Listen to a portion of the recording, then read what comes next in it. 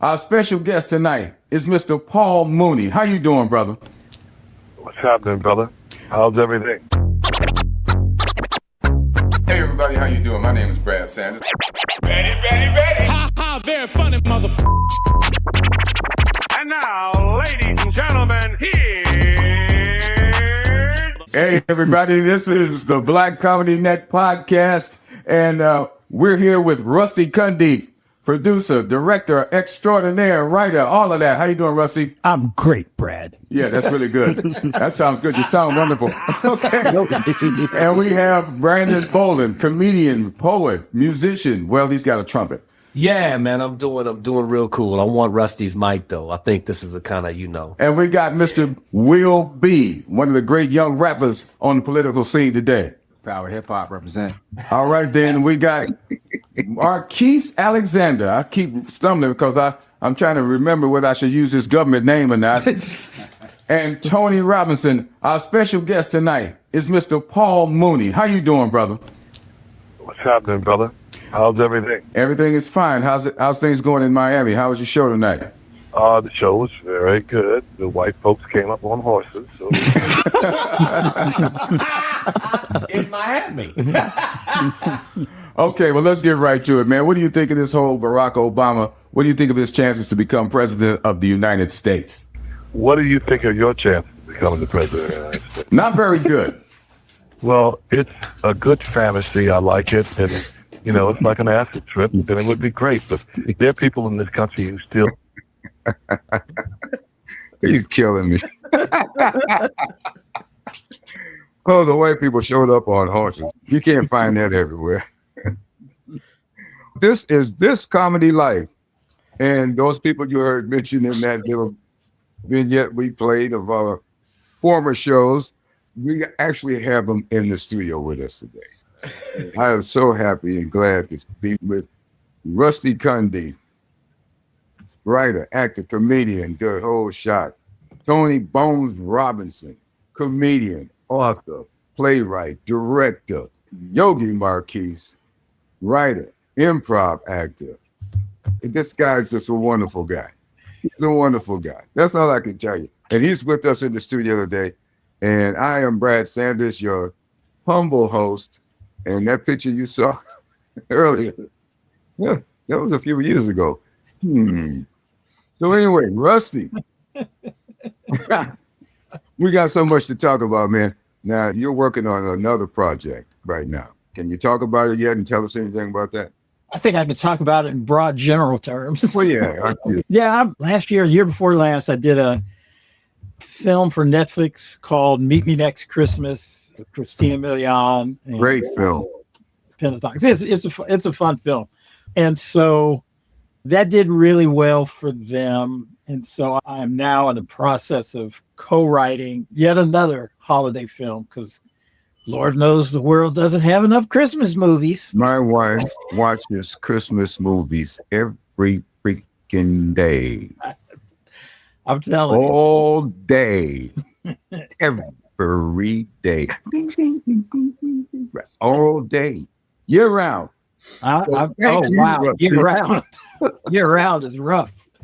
Yeah, so I'm working on that. I can't really say it has a unique angle that I haven't seen in a Christmas movie yet. So yeah, that's why I can't really talk about it. Netflix will probably get mad at me, assuming they actually make it. But yeah, it should be good. It's more of a family thing, and there's some romance in it. But I did one for Hallmark, which was the classic woman from New York or Chicago loses job, goes back home to someplace in the Midwest or in the South where her mama is still there.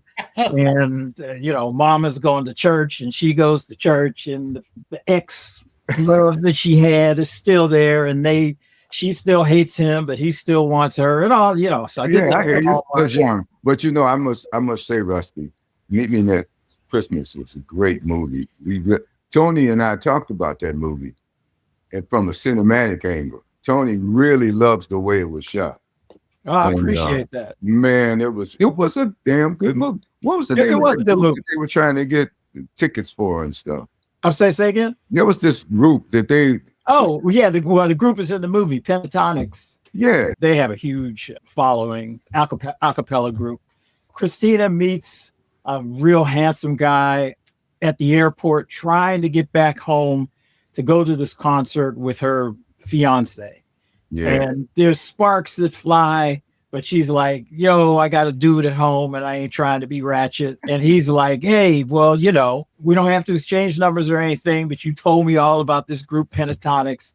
If for some reason your relationship ain't happening in about a year, meet me at the Pentatonics concert. And so she goes back home and, you know, surprise, her fiance gets caught. She catches him with this woman. And so now she's like, oh, damn, you know, then she remembers, her friend is like, what happened to that guy that you met in the airport? Wait a minute, I got options.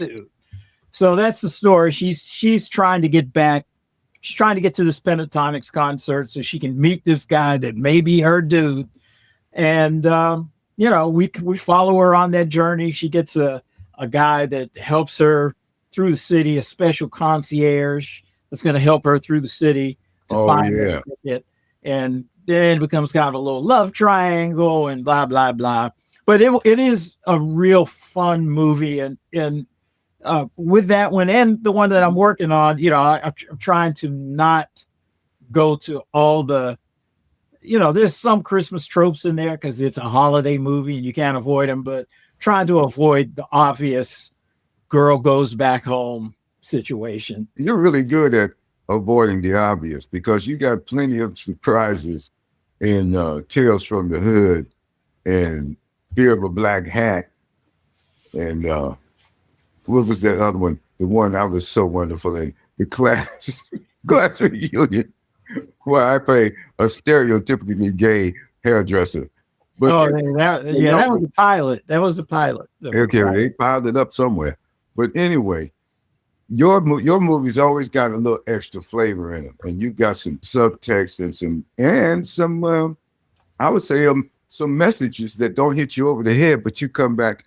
You're walking down the street and you go, hey, he was talking about racism. Wait a minute. Wait a second. Brad, I probably told you this before, but you know, I grew up with a father who was extraordinarily socially involved on the side of Black folk.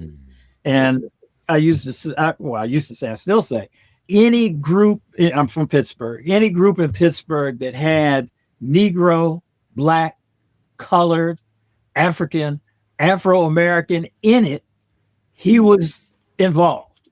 And he would be at a meeting damn near every night. We're like, where are you going? I'm going to this black meeting and this colored black meeting and then this thing. And then he'd drag you out to protests and marches and political events and, you know, so that's, you know, when I was a kid, you kind of get tired of it. Right. You know, right. You're like, oh, here's Dad coming with some more pro-blackness. But it becomes part of you. And so when I write now, you know, sometimes I'm directing things that I haven't written and I try to find what's exciting to me about them. But if I'm writing something, it's just natural to me to try and put something in there that reflects my worldview.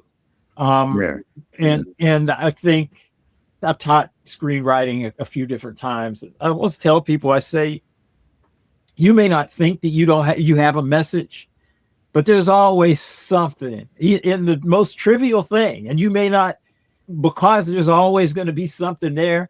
Just try to figure out what your value system is, what your beliefs are, and be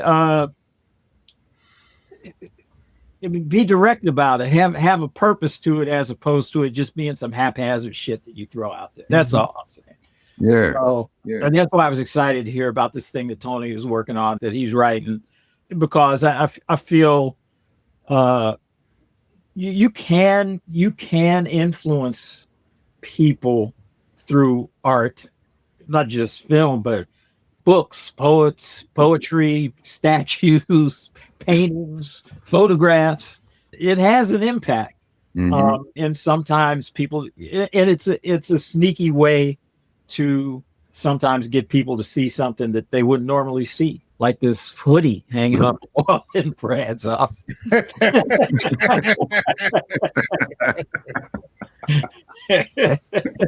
You wouldn't normally see that. You wouldn't normally. You have to come here for that. It's an exclusive. Yeah. You know, when you were talking about Paul Mooney before, and this is kind of along that line, but I remember, obviously many years ago, I was doing I can't even remember what this was for, but it was a thing. I was doing stand up. Paul was there. He was going to do some stuff, and before this thing happened, I was kind of backstage. You know, I was talking to Paul, and I was like, "Yeah, man, you know, I have a whole kind of religious thing that I do, and I'm not sure that this is the right crowd for it." And Paul's like, "Oh no, brother, you go out there and you say what the fuck you want to say. As soon as you act like you're a little nervous, they get a little nervous. So you just go out there and say your shit." And I was like, "Okay, Paul," but that was a lesson too, and just embrace what you believe in, and let the chips fall where they may. Yeah, commit. Commit. If you commit, because the underlying motivations for an audience is they want you to be good. They want you to win. Yeah. Right. They want to follow you on that Pied Piper journey. Right. So if you commit and you believe it, or you convince them you believe it, they'll go right along with you. Yeah. Yeah. That's so true. But that was a big lesson that Paul taught me in that moment. Of course, but he also. What else did he teach? Well, it was a story. You remember what was his name? Black comedian used to wear a pork pie hat. Oh shit. Was it Sam something? Sam. He used to talk like this. He would always talk like this. Oh, you talking about Rodney Winfield. Rodney Winfield. Rodney. Yeah. Paul, at the same event, Paul tells me this story. So on one hand, Paul's like, you go out and say you want, but know the ramifications. Because he said he was with Paul Winfield and he got Paul Rodney Winfield. Paul got Rodney a showcase for all these studio executives, like NBC, CBS, ABC, all these folks were up in there. And Paul said, and I told him, I said, when you go out there, don't say anything about these people. Don't talk about their wives or this, that, the other. Why did he say that? Why did he say that? He said Rodney came out. How dirty can I be on your broadcast? Because, you know, Rodney was... This is comedy. This is okay. And Rodney comes out there and starts with, "And fuck all y'all bitches up in here. Fucking over all these fucking hoes." Oh my God. That was Roderick. And that was the end. He's like, yeah, that guy. That was the end. And you know, and that was that. We can't control this one. Yeah, there's We've already got one like it. There's telling the truth and there's self-destruction. Yeah. You're headed for no good reason. Man, that guy Rodney, man, he was something else, man. He was funny. He was hilarious. Rodney would see something on the news at 6 o'clock and he'd have material at 7 o'clock. Yeah. On the club. I saw him do this because I watched the same thing. And he goes to there's this club. Rick James used to pop up over there too sometimes. But Rodney he was prolific in coming up with stuff. But he was on It's Your World one time. He played the judge in the Queen Esther Perkins case. Who killed Queen Esther Perkins? Played by Leslie Jones. Anyway, yeah, that's right. I'll tell you something. Somebody get me a drink. Y'all acting like y'all ain't never heard nobody do the grown up before. You know, he did this thing, but But I had to go get him at his apartment. He had an apartment. He had an apartment downtown somewhere. I had to drive over there and get him. Get him down to the car, pour him into the car, and gonna come over and pour him into the studio. Shit, what y'all motherfuckers gonna do down here? Nigga, we gonna do the same thing I told you we was gonna do yesterday. Yeah, but he was a riot, that guy. Now he was funny. But well, his drinking was real. Oh, it was real, man. He wasn't Robin Harris faking it. No, he wasn't faking the funk, bro. He needed to get drunk. I drank that shit to get drunk. Yeah. But he was I missed that guy. Yeah, he was funny too. Well, where did you start doing comedy, Bones? I want to ask Bones this, but I want to find out where you started, because I remember when you were doing stand-up, Rusty. Where did I start? You started somewhere. Oh, my first stand-up gigs was in the economics class, Swickley Academy. This was my first fucking stand-up. Yeah, man. I'm seriously though, because I'm sure all of us were. You were fans of stand-up.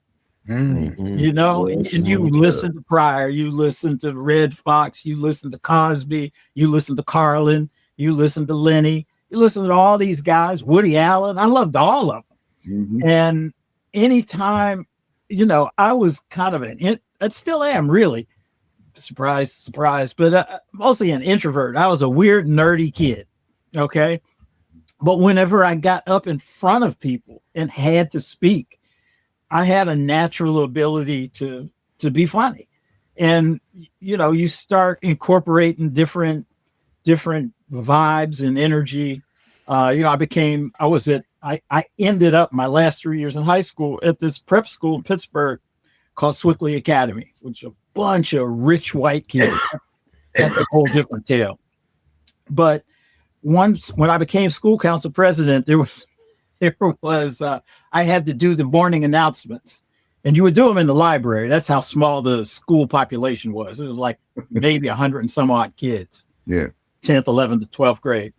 And so I would do the morning announcements. And then I remember one morning I was like, blah, blah, blah, the Glee Club to this club. And the Black Student Union will meet afterwards. Ty and Rex expect to see you there, because those were the only other two niggas in the school. So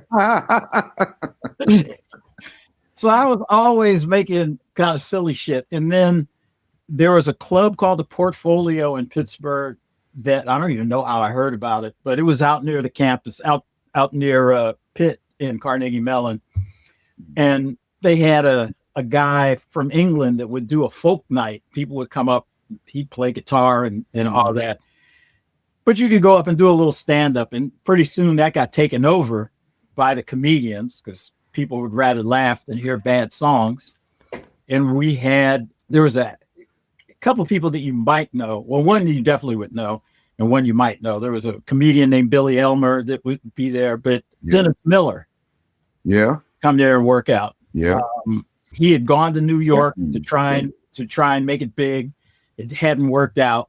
And he came back to Pittsburgh, and people don't believe me when I say this, but his initial act when he came back was like, who was it that used to come on stage, old school, not the Carrot Top, come on stage with a bunch of props and pull them out and do all kind of crazy.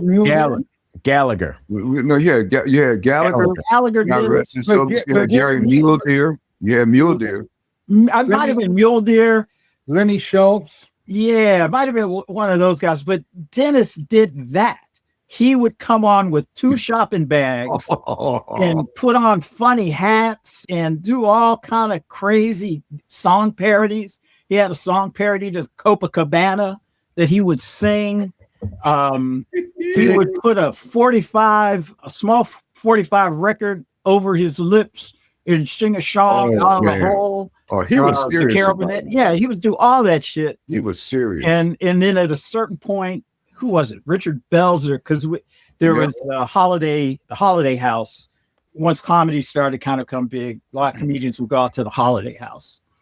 And Richard Belzer came through there. And I guess Richard was like, what the fuck are you doing, dude? And Dennis switched up and became, hey, babe, what's up, babe?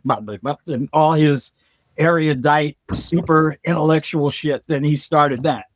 But anyhow, that's where I started. And that was in high school. That was like my first year out of high school. And, then it was just going to clubs and going to open mics and a lot of college performances and a couple of New York situations, and went to Dangerfields and, all that shit, man. Man, you did a lot of stuff before I met you. Yeah, well, that's you don't come up with Super Homeboy just without a history, Brad. Well, I reckon you don't. But Dangerfields, that was pretty good. But Bones, what about you, man? Where'd you start?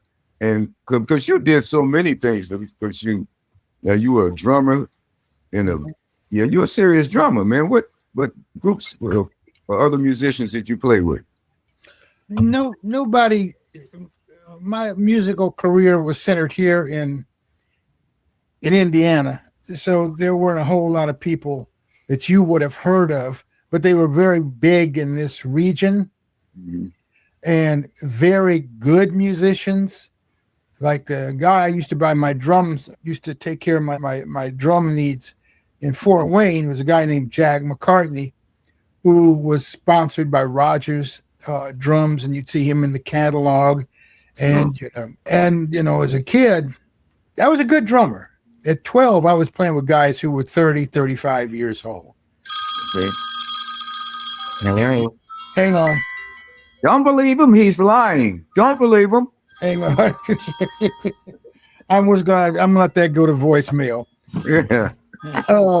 So what happened for me, I wanted to do comedy to emulate my oldest brother, who was very funny, horrible human being, but very, very funny. And so I was trying to emulate him.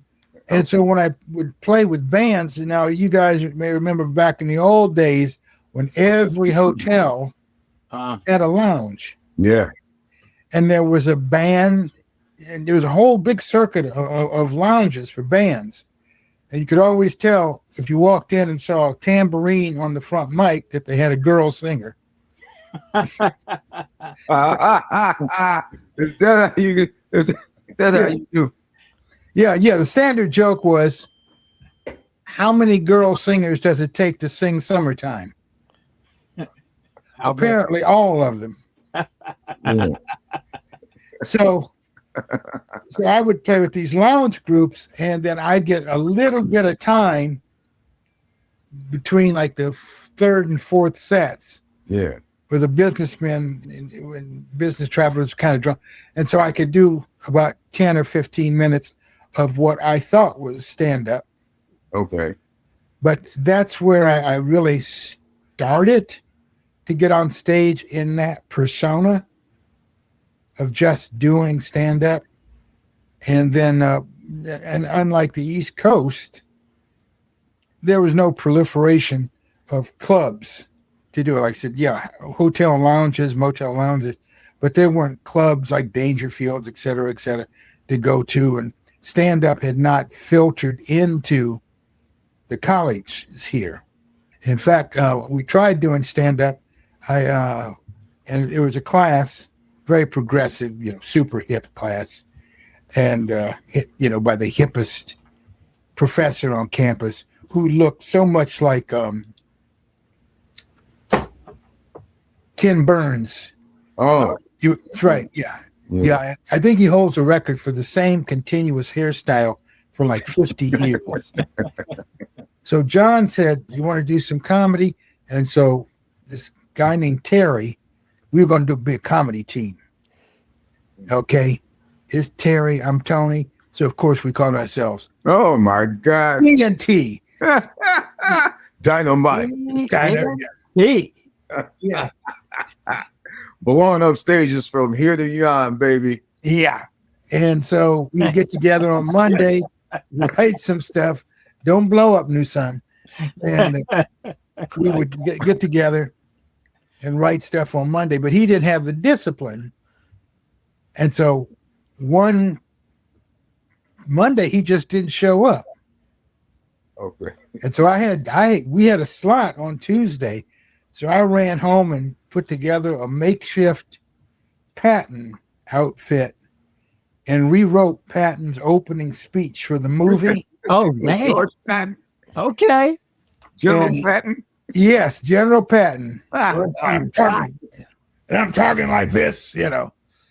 And there were so many sex and drug references. The professor actually thought he was going to lose his job. But then he had me come back and do it for like 4 or 5 years, even after I graduated. He come do the Patton thing. Come do the Patton thing. Really? Yeah. Oh man. Spur of the moment comedy gems. Yeah. So that's how I started. One, like I said, being a kid trying to be funny like my brother, which resulted in a good number of ass whippings from my 2 older brothers, because usually I'd start showing my ass in front of their friends. Got a lot of good laughs, but there was a price to be paid afterwards. Okay. Were you using your dear brothers as material fodder for your act? No. They didn't make it into the act. Oh, okay. My father and my uncle did, however, and it never bothered them. So And I'm talking about the leading up to the ass whoopings. Oh no, I know my brothers were part of my developmental comedy excursions. Okay. Yeah. Like we were on the bus once coming from downtown to our house, and my middle brother became the subject of my biting, scathing, juvenile wit. And I had the entire bus laughing at his expense. And when I looked into his eyes, I realized I had a 1 in 7 chances of living. And that door opened and I bolted off that bus and ran and crawled under the bed. But he found me. He found me and gave me a good ass whipping. That don't seem to go together, but I understood it. Good. Yeah. Which was okay because I had no fear of hecklers as I encountered in the real world of comedy. It's like I already had my ass whipped for talking, you know. Yeah. So, Well, so man. Now, Marquis, you in your stand-up career, in your comedy career, you did a lot of improv. So, I mean, what got you into improv? What got me into improv, or what I started comedy when I was a kid, like everybody else, watching stand-up, watching like folks that look like us, breaking down all the Eddie Murphy tapes that you can to get by. My childhood wasn't quite precious, but had the moments that you could write one of them Good Times movies or sitcoms too, right? And then I had one. It's like there was a death in the family, and then poof, I went from being in Good Times to being the Fresh Prince of Bel-Air, where I went to stay with the family that was the doctor in our extended family, and just for during the summers. So I got an opportunity to see what it was like to stay in the all-white neighborhood and be picked first for everything instead of last.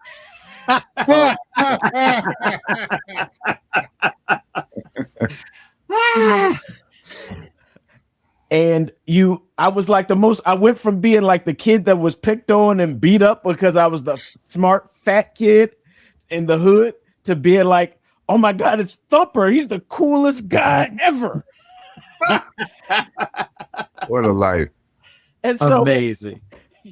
when I'd go and I had this thing in my head, it's like I put in my headphones and I'm listening to metal, or I'm listening to comedians, I'm listening to whatever, and I'm going through the hood, and I just know, I'm like, all right, I've seen a whole other world out here where I'm popular. So we could just, whatever I'm doing right now, I got to get through in this school. I got to get to where the white people at, and we good. Oh, wow. Yes, I have found my community. oh, yes. They love me here. So, in high school, I was at Proviso East in Maywood, which, yeah, we had Michael Finley, we had Doc Rivers, but it's not known for its academic prowess. So I had to create a way to get to college from here, because for us, the expectation was Triton College, and I had much bigger goals than that. And so I created my own academic decathlon, one of which was the speech team, because I wanted to compete in the academic decathlon, but we didn't have enough kids or teachers or interest to build one. So in my head, I made one by doing all these different things. And original comedy, humorous duet acting, and impromptu speaking and radio speaking were 4 events of my own personal, bookshelf of things to do. So I was competing and doing it. And like I went to the regionals and won a round. And then the prettiest girl in my high school sat, because I did impressions back then. I did all the voices. I did, I could do Arnold Schwarzenegger. I still do Obama, but back then we didn't know who Obama was. He was just, he was just some dude with big ears. Let me be clear. I was a bit more than that. I did like Mrs. Doubtfire and everything. And I just did some stuff from Comic View. And I was like, okay, I'm going to do Susan Powder on the road to the Wizard of Oz. And I'm going to do like the Tin Man as Arnold Schwarzenegger. And that was my thing. And then the prettiest girl sat in the class and I was rocking. And when I sat in there, I forgot all the words that I was supposed to say. Oh, man. You know how you get there and you're like, you get up there and you're like, because it's the routine. It's da-da-da, da-da-da. And then I could just see the audience just saying, okay, get on with it. And I'm like, I'm trying to, but I can't, because there's no blood flow where it's supposed to go, because it's all thinking about her right now. So I finally nailed it through, got it through, accidentally spit on the judge. He wrote that on the judging form. But that was how do you accidentally spit on the judge? What, so would the joke fly out of your mouth? And yes, land on the judge? No, it's not a tumor. When you say tumor, you get a little spittle, and it goes out into the judge's face, and he goes, I've got the spittle in my face from the black man. Because again, speech team, though I was at a black school, it wasn't a lot of black people in those events at speech team. Yeah. And so I made it to Northwestern, and it's like crazy. My little clicking, the little piece of time that Northwestern was there, we had like, I didn't hang with everybody that was there, but we had like some funny and amazing, talented black people and white people and everything. Like Robin Thede was there. So I met Robin Thede back in college. I've known her since forever. And Andre Gaines was like directing all kinds of documentaries. He did the documentary with Dick Gregory. He did the Dick Gregory documentary. Dick Gregory, oh. Yeah. He's amazing. I worked for the Jerry Springer Show, and I got fired from the Jerry Springer Show after burning out because I didn't know that sleep was something that you needed to do, because I thought it was my superpower, that I didn't need sleep. Oh, man. But you burn out. And I wanted to get on SNL. This is how I got into improv. I wanted to get onto SNL. And I saw the Chris Farley True Hollywood Story. And he said he did Improv Olympic. I had never did improv, never seen improv, never knew what improv was. But that's where Chris Farley was. So I signed up for classes at Improv Olympic. I scratched up a little bit of money. And I think I took level 1 with Sharna Halpern, who was the co-founder of the theater with Del Close. And then my level 2 was John Lutz, who went on to write for SNL. And then he played Lutz on, what was that show? On 30 Rock. Mm-hmm. I caught a Greyhound bus to LA with $72 in my pocket and a real bad screenplay, slept on the couch, and was like interning at I.O. West and opening the doors. The only black people there was me, Thomas Fowler, and Wyatt Cenac. When Jordan Peele and Keegan-Michael Key came in from Detroit and Amsterdam, I was there to high five them. They're like, hey, we new here. And it's like there were no black people in improv because we all do stand-up. In improv, you have to get bought into a team and a clique, and you got to pay for classes and work your way up some ranks. It's not just about your ability to make it funny. It's at the end of the golden bridge in stand up. You just need to find a way and a microphone or a place for people to hear you and a way to get money. In improv, you got to get people to play nice together. And that's what makes and you got to, because you can, we come up with stuff on the fly. We come up with whole bit stand up. We did improv stand up shows where it's like, you just got to come up with it. Whatever was today, the crowd wants to know. And you get trained in that muscle. And and that's this world of how do you, at the end of the day, how do you make everybody feel a certain way with what you say, and then find a way to collect money from that. Okay. Well, Marquis, you have done quite a number of very interesting things. Honey, you're found. That's this comedy life. Phones in the background. I don't care. Yeah, I got some other stuff. The Confederate flag. It's real. Yeah. I met Obama. He was interesting. He has the same kind of charisma as Kennedy. I hope they don't kill it. Well, he has the looks and he has that whole thing, and he's articulate. He's perfect. And, but he's too skinny. We don't like skinny presidents. We kill him. He's got to put some weight on you. He got to gain some weight, then he can have a chance. He did. He gained some weight. It's Oprah. But he doesn't look like About Oprah. He has to stop eating that Subway. Okay, so here's something Oprah Winfrey said. And actually, this is Tuesday's paper before the big debacle. Okay, on desks all over Hollywood, there's a note this morning waiting to be sent. Memo to Senator Hillary Rodham Clinton. We think you're aces, really, and we love your husband, but we're running off with Senator Barack Obama. Hope you understand it's all about being part of history. We'll do lunch after the inauguration. Yeah, that was funny. Oprah Winfrey. Oh, Oprah's losing her mind. Is that what she said, Hillary? That's what she said. No, Hillary is the white lady. She will be president, and when she wins, she'll be president for the third time. The most interesting thing about that whole thing was when Barack showed up with Oprah. That next week, the funniest thing happened. I'm willing to say that Negro Damas probably wants those quotes back. I wish Negro Damas had been fucking correct on some of them. Oh, man. What? It's interesting to think how we did live in a world when we recorded that podcast where there didn't exist a black president. It's like the thing that we take for granted now that a lot of folks really, truly didn't believe could actually happen. Yeah, I remember having conversations with some of my friends. I was like, Barack, and they're like, it's never gonna happen. It's like, it's never gonna happen unless you fucking change your attitude. Yeah. And it, there becomes a point where you got to believe. Well, also, you have to look at 2008. And this was definitely an influence on Barack being elected. The economy just collapsed. Yeah.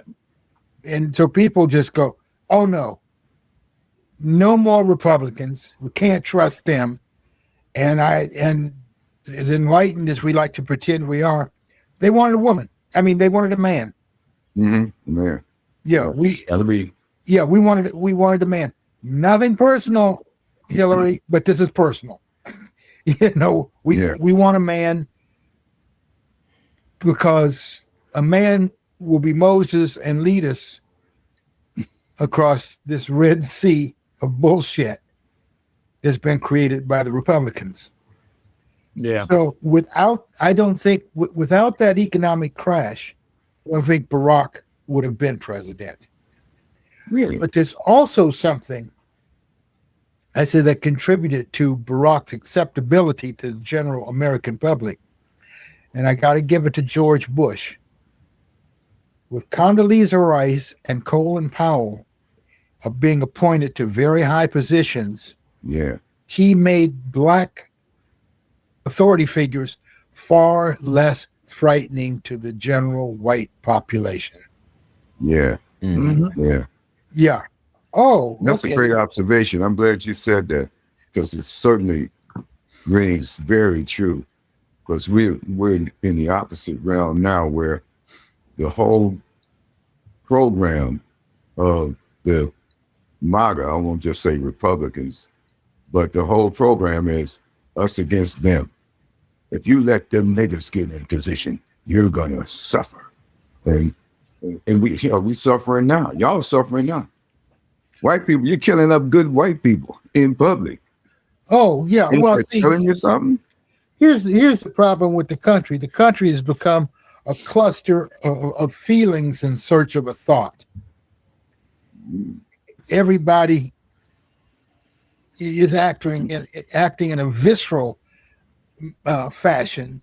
They don't know why they're uncomfortable, but they're grasping at anything, which gives us this cult, this political cult. Yeah. Which is the only explanation for them returning that very strange, duplicitous bastard to the Oval Office. Mm-hmm. There's no thought behind it. It's just what they feel. It's just what they feel. And if you work at home, when's the last time you had to throw a Mexican out of the front door because he was there trying to take your job? Didn't happen. No. Well, and again, I'm just going to rant for a minute. Okay, well, you're going to rant a little bit, but because we're going to pull it back to comedy after a while, but you're going to. Okay. This is comedy. But no, this is comedy. Yeah. This bullshit we're talking about is comedy. Yeah. And remember, Trump was mentored by Roy Cohn. Yeah. Right-hand man to Joseph McCarthy. I have here in my hand a list of communists. Bullshit. It was his laundry list. We know that now. So every time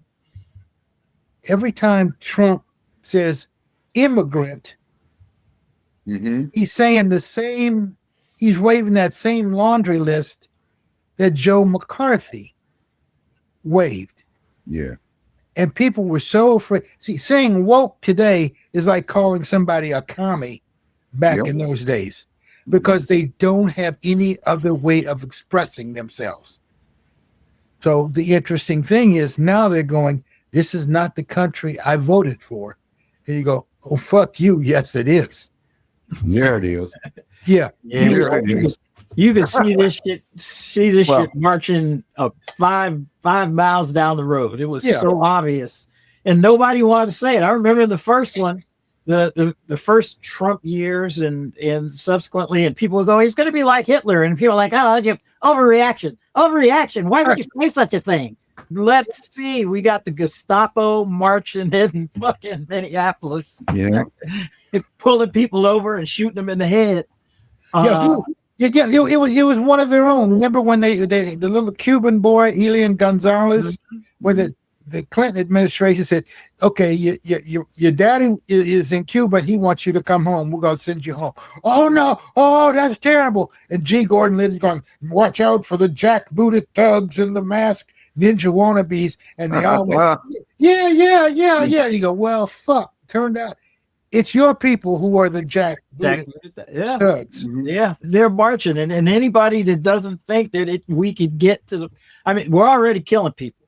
Yeah. Trump is already trying to open up gigantic centers to just jail people up in for any number of stupid reasons. We're a step away from gulags and fucking concentration. We're a step away from anybody saying anything against the government being taken away. You can see that all of these military organizations, they know what's right and what's wrong, but they ain't trying. They're not going to go against what he says. They haven't. Yeah. I know it's supposed to be comedy, but I think about this a lot. I'm like, when are people going to stop talking and start acting? Because like they did in Minneapolis. Yeah, they're marching and stuff now. Yeah, but I don't know that that's going to be enough. If what he's trying to do with these midterms happens, because he's trying to make it so the midterms don't mean shit. in terms of what That people they don't want. even happen. You don't want to even that they don't nationalize have- elections. Exactly. And if that happens, I think the only choice is civil war. Well, we've never seen the cancellation of elections in a dictatorship before, have we? Oh, this is new. Yeah. I mean, people don't like to say it. Nobody wants to die for their country in that way.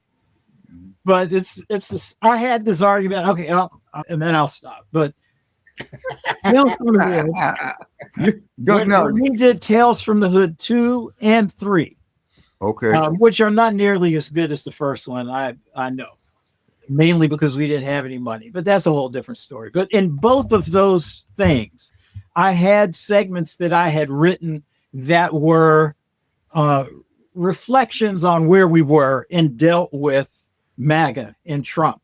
And I can tell you in both instances, I had the studio come and say, you can't say that. Don't say this. Don't make it look like that's Trump that you're talking about. And I'm like, why? And I had one of my executives who I really like come to me and she goes, oh, could you take out, I had a line in one of them that said, it was a black guy who was running Republican, and I won't get into the whole story, but there was a reason with a ghost of Emmett Till and his wife and a whole thing that he was being haunted by, and he realized that what he was doing was not a good thing, and he said, you know what? I'm going to leave the Republican Party. That's how he was trying to get rid of this ghost. That's how political this shit was. Leave the Republican Party. Boy, you about as subtle as a tank. Good. It's more subtle in the story, but you have to see the whole story. But my executive comes to me and she says, oh, they want you to take out the line, I want to leave the Republican Party. I said, why? She said, oh, my boss was really upset because she said you're saying that all Republicans are evil and they're bad. And I'm like, and she was crying. I'm like, if she's crying, then she knows that this shit is accurate. I refused to take it out. And then I had, some of my black friends like, well, you might want to take it out because you won't be working for that company anymore. And I said, how many people marched and gave their lives so I could have opportunities to say what I want to say and do what I want to do? And if I am afraid to put my, to be quite honest, financial situation at risk, if I'm going to bow down because I'm afraid I'm going to lose a job or something like that, then who the hell am I? People died for us to be where we are. Yeah, that's serious. And we're at a point, I believe, and sometimes I feel guilty because I think I'm part of the problem, where there are so many things to distract: sports, entertainment, the list goes on and on, pornography, go all the way down the thing. There's so much shit to distract that people don't focus on the politics, the country, and what they're about to lose, because it's so easy to ignore it and turn to something else. And most people, until they're knocking on your door and pulling your kid out, how about that? You don't want to sacrifice. You don't want to take a chance. And that's giving us all these Republicans in office. Yeah, and they keep giving us more. They give us more and more shiny objects to distract us. More programming, more channel, more. And so, but Brad, you said this is about comedy. What our political climate is directly affecting our business of comedy because there's censorship. Yeah, as Stephen Colbert. Ask my man Jimmy Kimmel. I mean, and it reminds me of something Paul Mooney used to always say, oh, the white people, they are too free. They are too free. And that rings in my ear because even though I love Stephen Colbert and Jimmy Kimmel, I love all the comics, but this was shocking to them that they could be gaffled up like any other immigrant. Yeah. They can be gavel. We will take your ass. Here's how it works, Mr. Colbert. I own the company. We're gonna go over here, and then you co-opt the FCC, which is supposed to be there to protect the public and ensure difference of opinion. That's what it's for. There used to be the fairness doctrine, where if you said something, you had to make room for a counterpoint in the same broadcast. You had to do that. You could not have all the radio stations in one market. You can only have so many radio stations. Now you've got clear channels. You got people running 15, 20, 2,000, thousands of radio stations, one entity. All these things have happened right before your very eyes. So what you're saying is really why comedy is so important. And it's really why we have lasted this long, because comedians tell the truth. If the truth ain't in the joke ain't funny, because won't nobody get it. Nope. The joke ain't for it's dependent on the truth. What are you relating to? Just like if I make some of the references I have in my act, ain't nobody gonna laugh because you know what the hell I'm talking about. Yeah. When I make ancient references, but the comedy, what makes people laugh is the recognition of something real, something that they have experienced or seen themselves. I also think that in this present world that we're going through, the thing that we're missing and the thing that comedy gives us is a return to our humanity. It's so often that when we laugh, and sometimes you, like in the morning times when I'm sitting with my grandma listening to Flip Wilson and we laughing and we going through and I'm having the same conversation sometimes. And in this case, it's getting better conversations. You're learning that you see that spark of recognition. But we have so much of this country, these arguments that we're having is the us versus thems. These people are different from us. And we get that in our comedy. What we're missing is that moment that gives us what is the world we're trying to get to. Because, you know, the thing is, it's easy to say we're going to drift into a civil war. Because if we do, the people that want that are the ones that are doing the craziness. It's like, that's what they want. They're like, we got the guns. If we're controlling the media outlets, we got the government. So at the end of the day, the artists have to start figuring out, even if it starts with a word like utopia, with a word like heaven, with a word like, what is that good place that we all want to land at with whatever democracy is, whatever capitalism is, whatever, because we're in a moment of disruption. Like we're about to see this thing where in our lifetime, we've seen where in order for you to do something big on TV, you had to go from 2, 5, 7, 9, and 32, the local channels, to now we're using microphones and like high quality broadcast equipment for our houses. And we're going to be able to put this on a platform that's the same media platforms that all the same media companies are competing with to try to get human attention. And we as comedians, our job is to draw that human attention. And if we can do that to something that says, this is the way we want the world to be, this is where you need to activate to vote, this is how we care for each other, whatever that is, we're missing that part of life. Yeah, I mean, when we were starting out, one of the things that was great is we got to go and gore the ox. You know? Oh, yeah, we could just, like Apocalypse Now. We're going to chop that fucking ox up. Now that ox will whip your ass. And so, in consequence, we get muzzled. Yeah, we get muzzled. I mean, you know, Rusty is saying it from, you know, the corporation. Shh. Yeah. Wait a minute. Hold on. I think it's time for an aperitif. In a coffee house with Magic Johnson. And it looked like they brought their Negro. Well, we got our Negro too. Come on, Magic, wake up, man. Come on. Magic looked like he was dazed. He walked in there. Hillary was holding a press conference. Clinton went over to the beef counter or something, said hi to the guy, and the press en masse, like a cartoon with little feet, just a bunch of people, little feet. They all walked over to Bill Clinton, and Hillary had this dazed look on her face. And then she picked up some china, and everybody backed off because she's about to throw. Well, you got to remember, this election is like a Lakers game. You think you're going to win, and then you lose. Oh man! And and the guy you depended on had sex with a hillbilly in a hotel. Yeah, right. And would you believe, it's like astrology. No, I can't even say it, with the stars and all this other crap. Astrologically. Yeah, Oprah, you're very white. You're whiter than me. Thank you so much. Just some of us. Oprah's name means goddess, and America means race. I am race when we decode it, if you believe in James Brown theory. So America's all about race, brother. Well, so what? I'm voting for Barack because he's black. And that's the only reason I need, damn it. That's good enough. I mean, you're very limited. You live in America, so.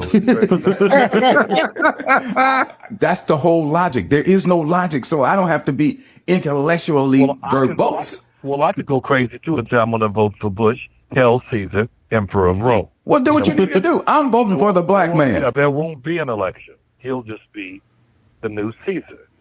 I'm voting for Barack. So if whoever gets it, whoever wins, the backyard is dirty, brother. They're going to have quite a job on their hands. Absolutely. That man's been in office, over 8 years? Yeah.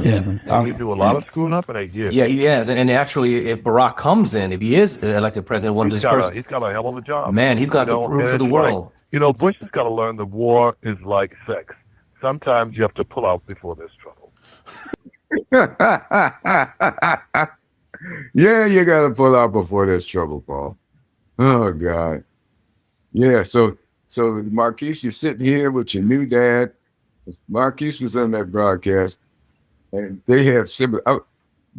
Why did you start calling? Who started calling whom? The sibling? What? Not the sibling, but the dad. Did you adopt him, Tony, or did he adopt you? He adopted me first because we would sit and have these long discussions. And, and I was always very enthused about what he was doing, what he was thinking. And so one day he just went, "You're my new dad." And I accepted it wholeheartedly. And, dad. He adopted you because he was Republican at the time. Yeah. But I said that was okay because it wasn't visceral. He had given it thought. Now, just because the thinking was wrong, Here we go. Okay. You don't reject your children because they're wrong, but you respect them because whatever they put forth, they've given thought. And if you not just feeling. Yeah, not just feeling. And if you've given it thought and you're believing it, I may not agree with you, but I'm going to support your process and respect your decision. So once he said, "You're my new dad," I felt very honored. And I still do to this day. Yeah. I like that. Now, Rusty, and you're doing great things.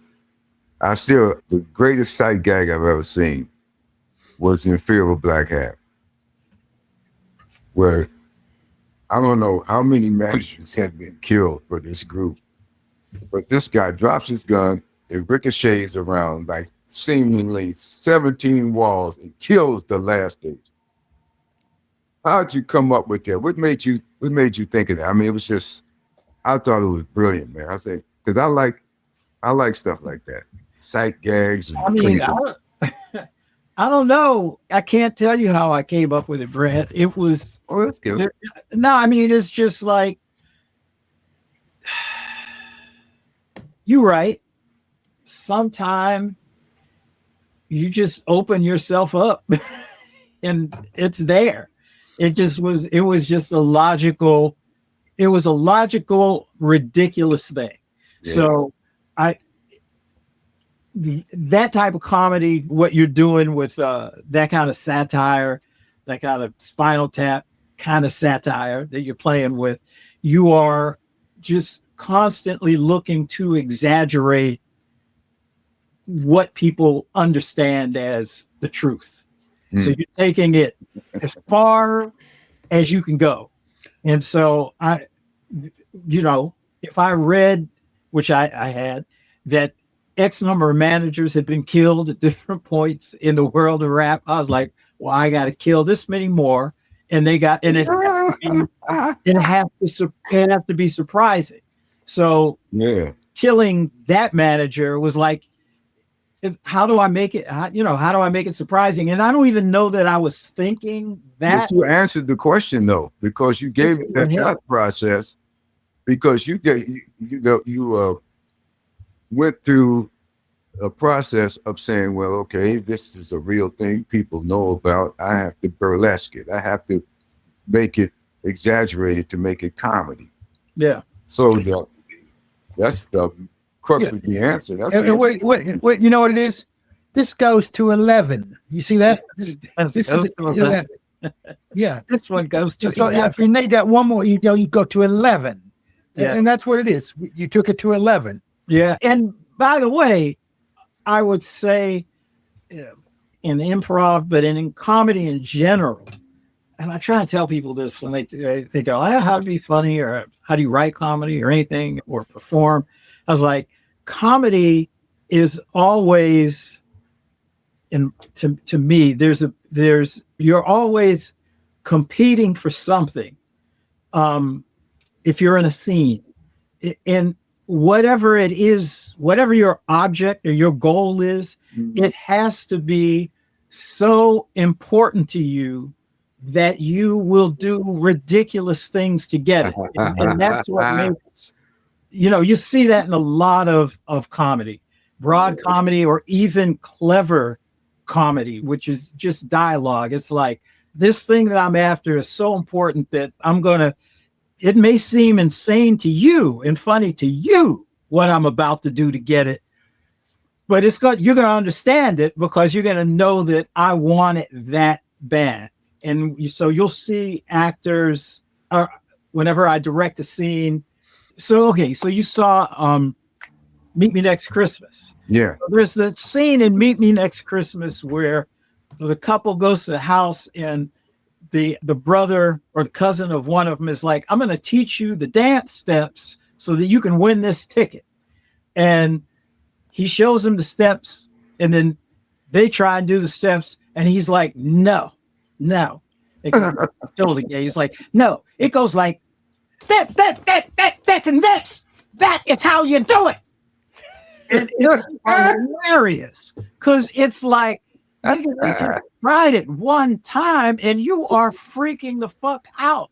But that's how important it is to him, and that's what makes it fun. That's brilliant. No, that's wrong. You got to do it like this. No, that's life. That's what normal people do. Mm-hmm. You've got to take it further. And so, I always tell actors in scenes, in comedy scenes, if they're not getting it, I'm like, you got to want it more. And it's a fight. It's not an evil fight, but you want it. It's a competitive thing. Comedy is very competitive in that way. Yeah. You gave me a gift in Whitewater that just the little scene I had where I come in and I catch my wife yet again having sex with somebody else. And the insurance man, Tay Diggs, runs out of the house sweating, and he grabs his kid and they get in the car. But you put the tag on the scene, and that's what made it really rich for me. Right? And for anybody that watches it, where you said, okay, you gave me this one line. Now she's standing there with a slip on. The arm of the slip is off. She's obviously been fucking. And you give me the line, you got to stop doing this. Yeah, and so, but think about it. And she goes, I will, baby. It's the last time, I promise. And that's the same thing. It doesn't sound as crazy as that dance thing that I was talking about. Yeah. But it's the same thing. It's like she's done all this stuff right? And the guy comes out and he wants her. And he's just so upset. He's like, you got to stop doing this. You know, leave your ass, but you got to cut this shit out. That's the goal. That's what he wants so bad that he ain't beating her. He ain't slapping her. He's just like, please, could you stop fucking the towel? Could you please? And she is so unaffected and knows what she wants to do. She's like, I'll try. Her line said what you just said. Yeah, no, but I'm just saying that's her emotion. She said, I promise. It's the last time, baby. Yeah, but it's like, bitch, you know you lying. That's what I'm saying. She does it. She's really saying, it's the equivalent of I'll give it a go. Yeah, I'll give it a go. I ain't gonna promise you, but but she it just comes to that edge of not just totally nullifying the whole idea. She was sincere. She said, if you looked at the actress's face, I mean, it's the last time. And it kills it. It kills it. Made the killer to me. Where did you get your feeling of authority to, like, in a lot of the work that you do, you are telling the story of something that's contemporary, but you're shifting it for all the rest of us to see in a whole different way. Like Fear of a Black Hat, we were all experiencing the rap culture at the moment, but then you just it was like, you said, all right, this is what's happening now. And then Tales from the Hood, the same thing. It's like we were all seeing all of those types of movies, but then you crystallized it into a moment and said, here's all the shit in one spot. Like for you, like it was like, a lot of times we don't necessarily feel that space where we can tell those stories or feel that free. What was it that gave you that moment to say, yeah, I can do this. I can make this. I can do Sprung. I can make our romantic comedy where we're doing it. I think it goes all the way back to his militant dad. Okay. I think so. Mm-hmm. No, I mean, I think you're right, Brad. It's because I didn't look at it like I was doing anything outside of what, it was just like, this is just what I have and to give. Mm-hmm. And it's, this is my take on it. And it's kind of what's important to me. It's what's important to me. So I don't think about, or at least I try not to. The odd thing is the older you get, the harder it is to allow yourself to not care about the reaction that potentially you could get, because you've seen the consequences more. Yeah, right. So, I ain't dead yet. Yeah, but you're like, yeah, okay. Do I want to poke it there? Is this what I'm trying to say? And it's like youth, all of youth. The younger you are, I'm not gonna die. This ain't gonna kill me. Fuck y'all. Here we go. I'm gonna ride my bicycle across the street against traffic. Why are you doing that? Because I'm young and fuck y'all. Yeah. And that becomes, and I know because now as I write now, I have to force myself to turn off my own system of filter judgment, my own filters. I turn off my filters because I have kids now. So how are my kids going to react if I write this shit? What's my wife's family going to say if all of a sudden I'm doing this? And I've had that before where, I'll go to a family thing and they're like, they'll look at my wife and they're like, oh, your husband must be crazy because he wrote this, that, the other. Are you okay? Are you doing all right? Should we intervene? Blink twice if you need help. Yeah. And I'm like, but that's the thing is like, the parts of you that are unsavory and crazy and all of that other stuff, that's where really interesting art and stories come from. And you know, so you kind of have to keep flexing that muscle. So back to your question, I think I was just at a point where I didn't give a fuck, and this is what I have. Now I give a fuck, but I have to turn that part of me off to do equivalent work of what I did then. It's like, you know, it's like this. When I hear that Luther Campbell from 2 Live Crew is like concerned about the shit that his daughter is listening to. It's like, you go beat your ass. Yeah, it's like he probably wouldn't write "Pop Your Pussy" today. Yeah, and sing it. Probably not. Okay. It's like Pablo Escobar saying, I wonder what is that Splendor you're putting in your coffee? I'm not. I'm leery of all white powders. I'm sure. But see, that's the freedom part that you just said, that you're willing to turn that filter off for the sake of the reality of the truth, of the humor, of the joke, which makes the laugh. And the goal is not even at that point in the process, seemingly, from what I'm understanding, the goal is not the laugh. The goal is to just say the shit that you really observe and feel. Mm-hmm. Yeah, I think I think you can look at it and go, I know this is funny, and I'm framing it in a way for it to be funny. But for me, first, I got to plug into what my reality, maybe not even what my reality, but what I believe in. That's the best way I can say, which is a weird way to approach comedy or anything, perhaps. But there's no wrong way of approaching it. Yeah. See, that's the one thing, you know, there is no singular way of approaching it. True that. Whatever works for you. True that. Yeah. No, well, listen. And what was that? And one last question. I don't know if we have time for it, but we're running out of time, but you know, hey, this is our show. You go ahead. What was that moment? Because you mentioned that moment of where you said, where you had no more fucks to give, and it was just like that.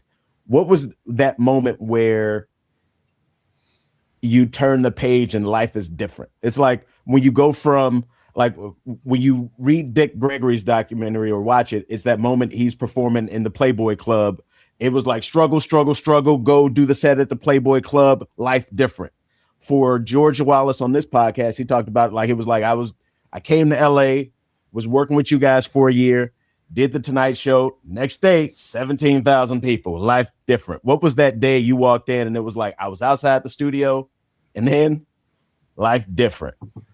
Oh, shit. Dude, I still feel like I'm in the midst of struggle. Yeah, I don't know. I guess I would say, actually, for me, life different wouldn't have been those moments. The moment you're talking about where it's like, oh, I have an avenue now to money or to people who can make decisions. You know, I've met with Spielberg. I've met with all sorts of people on my journey and had conversations and opportunities and so on and so forth. But the moment for me was something that probably hardly anybody knows about. I would go down to the Los Angeles Theater Center. There was an actor down there that ran it named Shabaka, whom you guys would know. Shabaka is a very well-respected character actor. You would see him. And he ran this thing, and a lot of Black actors, writers would come and they discuss the industry. People would do readings and so on and so forth. And I had told Shabaka, I was like, hey man, I'm working on a little play. I think y'all could do a reading. And I could tell, you know, he was like, who's this young guy says you got to play? He's like, yeah, well, I don't know, Russ, we'll see. Maybe we'll do this thing. I'm like, okay. So finally, I finished this play. The play was called Lycanthropy, or the Black Horror Show. A Blackantropy because it was a play on lycanthropy. Lycanthropy is the disease of being a werewolf. Lycanthropy was the disease of being black. And anyhow, I bring it down, have a bunch of folks on the stage reading the play, and it killed. I mean, it killed. And Shabaka came up to me after. He's like, "Man, that was great. We got to put this up. We got to do it." And it was like his reaction to me was like one of the biggest moments for me, because it was like he saw that I had skill or talent and something to say, and he was somebody that I respected. So that was a bigger moment to me than, hey, now I can get a car, you buy a house, here's some money, and blah blah blah. That's the thing. For me, it's being seen as not so much even just as an artist, but people understanding what I'm trying to say and being enthusiastic about it or moved by it. And that was the first time that I felt that in that way. And so that's it for me. That was the quality. It's the quality. It ain't the accoutrement. It ain't the money. Yeah, you need money and all that. You want some trinkets and toys, whatever. But it's the quality and the feeling you get from the effort you put into your work. Yeah. And when that work, whether it's accepted or not, when you know deep within yourself that you did the best you could with and you said the truth, you took the filter off, you didn't play no games, you didn't walk no lines, you told the truth. That's what you look for. And with that, the money comes. Money is secondary. Money in and of itself is not a good reason to do anything. It is not. Because it will definitely not for artists. And there's many people that I've talked to that make far more than me that are unhappy. Yeah. They're not living it. They're not living the truth. They're not connected to their creator. You can't be creative without being connected to your creator. I'm gonna say this and then we'll get out of here, unless y'all got something to say afterwards. But I'm watching the Grammys, and Billie Eilish, she says, I should say something, but you can't be an illegal in stolen land. As grateful as I feel, I honestly don't feel like I need to say anything, but that no one is illegal on stolen land.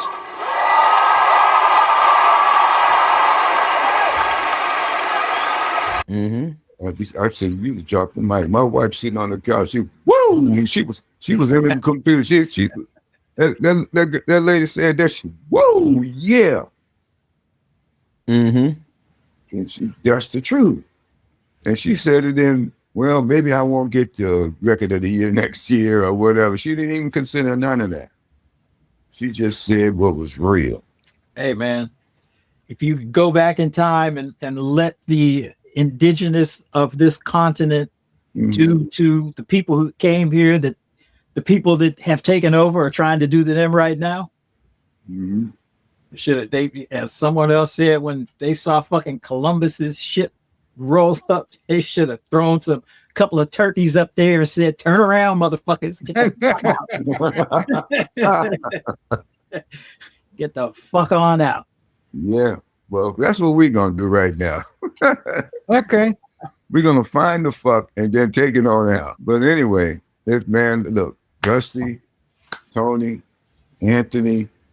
What's your that's your record? Look, what's your government name? Do you allow people to know that? Yeah, I've heard it. I'm talking about Rusty. I know. Oh, me? Oh, Rusty. Okay. Yeah, Rusty. Oh, yeah, it's George. Get the fuck out of here. Yeah, that's it. It's just George. I thought it was something like Henderson. I thought it was. I saw it was something jacked up that you just called yourself Rusty for. I got Rusty because when I had hair, it used to be slightly reddish when I was young, and then my cousin started calling me Rusty. Okay.